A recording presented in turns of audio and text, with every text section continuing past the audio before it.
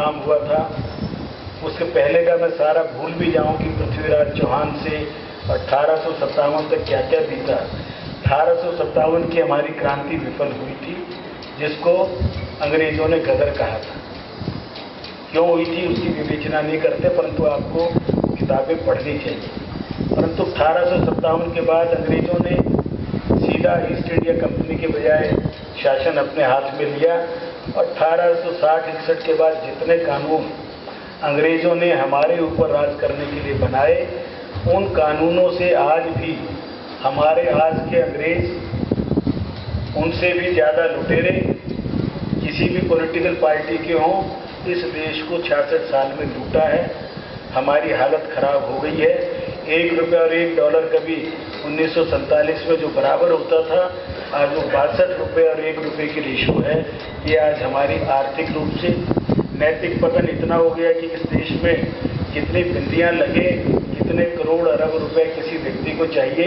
अभी गीत में भी आया था उसके अपने हरिओम पवार के कि नोटों की कितनी हवस हो गई है। इस देश में वो लोग आज मंत्री हैं जो 1,65,000 करोड़ के घपले को, स्कैम को हाथ बनाकर बिग जीरो बनाते हैं कि कोई घपला हुआ ही नहीं। 9 लाख 10 लाख करोड़ का कोलगेट स्कैम हो जाए, उसके बाद भी इस देश की सेहत पर असर नहीं पड़ता। 1000, 2000, 500 करोड़ की तो चर्चा ही नहीं।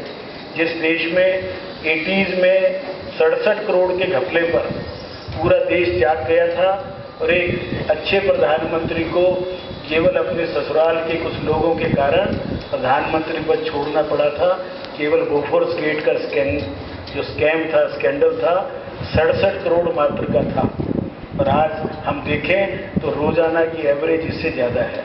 इस देश के इससे बड़े दुर्भाग्य के दिन क्या चलेंगे कि इस देश के किश्तवाड़ में आज पाकिस्तान जिंदाबाद के नारे लगे, सेनाओं के ऊपर लगातार हमले हों और हम कहें कि कोई खास बात नहीं हो।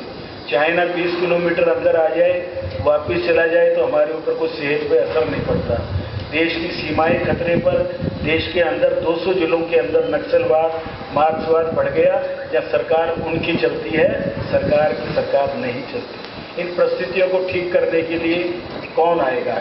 आप लोगों को ही, हम सबको ही आगे आना पड़ेगा और याद करना पड़ेगा कि 15 अगस्त से पहले 14 अगस्त को इस देश का विभाजन हुआ था। पाकिस्तान का निर्माण एक दिन पहले हुआ था। 30% हमारी भूमि हमसे काटकर पाकिस्तान और जिसका आज का बांग्लादेश है वो बना दी गई थी। 15% और भूमि काटने की साजिश थी। सरदार पटेल ना होते तो आज हैदराबाद का निज़ाम का एक अलग पाकिस्तान होता, जूनागढ़ का एक अलग पाकिस्तान होता और भारत की बहुत सी रियासतें स्वतंत्र राष्ट्र की कल्पना करते थे। परंतु सरदार पटेल की दूरदृष्टि से सारे देश को एक किया गया। कश्मीर की समस्या हमारे लोकप्रिय प्रधानमंत्री की जिम्मे थी और उन्होंने उस समस्या का अंतर्राष्ट्रीयकरण करके उस समस्या के नासूर को आज तक हम भुगत रहे हैं। हजारों स्क्वायर किलोमीटर उसकी भूमि में पाकिस्तान का कब्जा है और पाकिस्तान ने उस कब्जे वाली जमीन को चाइना को दे दिया।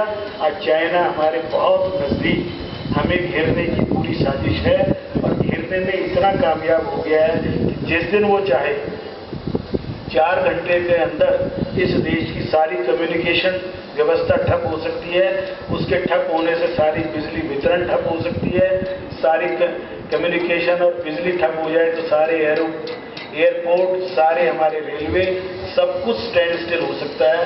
केवल 4 घंटे के अंदर आज की टेक्निक से हमारे देश को पंगु बना सकता है और हम देश के लोग बिल्कुल निश्चित होकर केवल अपने में लगे हुए कि मेरी पत्नी का बहुत ज़्यादा सोचने तो बच्चों का धीरे धीरे मुझे लगता है उसमें भी कमी आती जा रही है। हम केवल अपने बारे में सोचने वाला मुल्क बन गया। कहाँ लाला हरदयाल जैसे लोग थे जिन्होंने सैन फ्रांसिस्को में गदर पार्टी बनाकर इस देश को आज़ाद करने के लिए अपना जीवन दिया, हथियारों को खरीद कर भारत भेजते थे।